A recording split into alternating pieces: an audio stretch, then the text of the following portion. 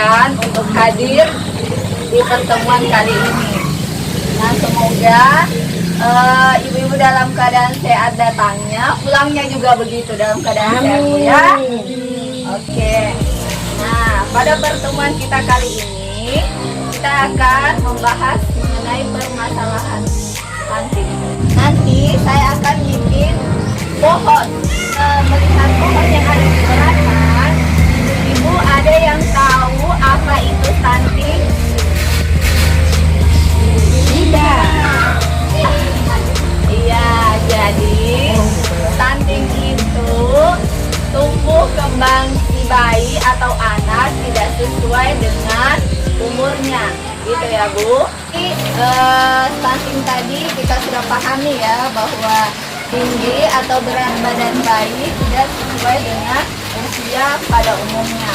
Kita ada pohon, saya akan bagikan ibu-ibu kertas. Dalam kertas ini ibu-ibu bisa menuliskan apa saja yang menjadi harapan ibu-ibu kepada anak-anak ibu. Tolong diambil. Ya, siapa yang sudah ibu-ibu? Silakan ditempelkan. Ibu bacakan apa yang ibu tulis. Tolong satu orang yang bacakan tulisannya. Sudah ditulis. Nah, bagus ibu-ibu, di sini ada sudah ditulis. Nah, berbakti kepada kedua orang tua dan berguna bagi nusa dan bangsa. Kemudian ibu ini ingin agar anaknya kelak sukses, ya, sukses dalam hal apa saja. Nah, bagus sekali ibu-ibu ya. Ini semua harapan ibu-ibu. Tentu saja kita memerlukan dorongan dari orang tua. Usaha apa saja. Harapan ibu-ibu ini tentu ada hubungannya dengan buahnya. Apa itu buahnya? Buahnya itu adalah anak-anak kita, ya, Bu. Nah, jadi di sini inilah sebagai kekuatan dari sebuah buah itu. Akar-akar inilah yang memberikan apa saja itu.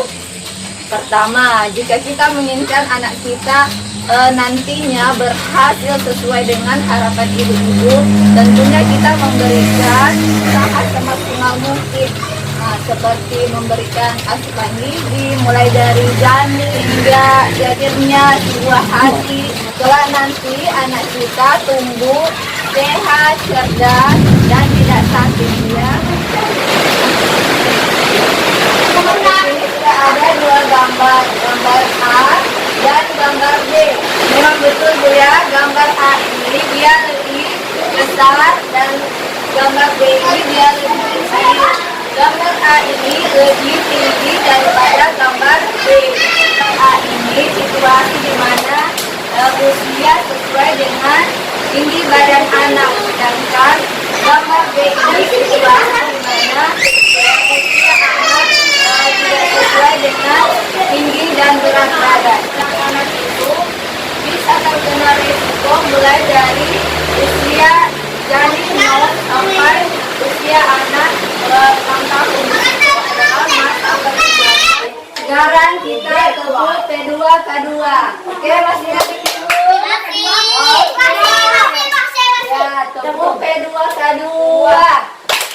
Pertemuan, peningkatan kemajuan keluarga.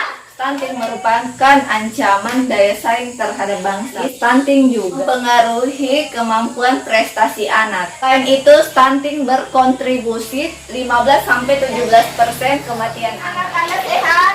Ya. Baik. No. Are you ready? Nanti bikin kelompok tentang terjadinya stunting. Ada juga di luar kelompoknya. Tuliskan di situ apa yang menjadi penyebab stunting. Oke, terima kasih, Bu.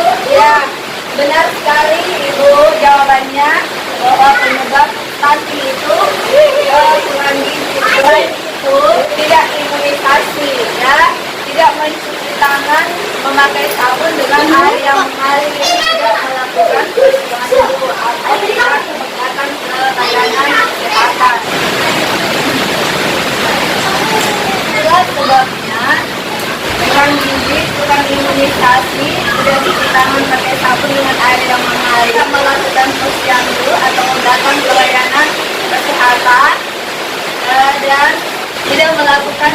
stimulasi. Kenapa stunting ini perlu kita bahas? Karena stunting ini dampaknya sangat besar. Pengaruh stunting pada anak balita yang pertama, pertumbuhan anak terhambat, di mana tinggi dan berat badannya tidak sesuai atau di bawah angka rata-rata. Kemudian daya tangkap anak tidak maksimal dan prestasi anak di bidang akademik tidak maksimal. Dampak stunting itu dikenal dengan istilah 3G. Apa itu? Gagal tumbuh, gagal kembang, dan gangguan metabolisme. Dukungan pencegahan dan penanganan anak stunting. Nah, yang pertama, perhatikan gizinya mulai dari 1000 hari pertama kehidupan. Yang kedua, cuci tangan pakai sabun dengan air yang mengalir. Ketiga, BAK atau BAB dengan jamban yang sehat. Keempat, lindungi anak dari penyakit yang berbahaya dengan melakukan imunisasi lengkap dan tepat waktu.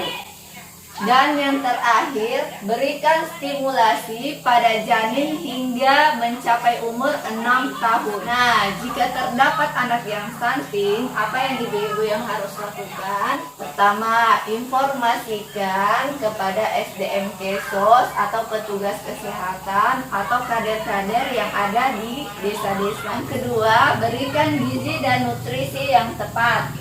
Yang ketiga, berikan stimulasi pada anak hingga usia 6 tahun. Untuk mencegah anak stunting, maka ibu-ibu perlu memanfaatkan potensi yang ada. Misalnya, ibu-ibu kan ada bantuan PKH-nya. Terima dari bantuan tersebut, ibu belanjakan di e-warung atau ibu bisa belanjakan untuk mendapatkan makanan yang bergizi. Pelayanan kesehatan dan informasi yang tepat, bukan informasi palsu ya. Pemberian stimulasi atau rangsangan dan menjaga kebersihan diri serta lingkungan.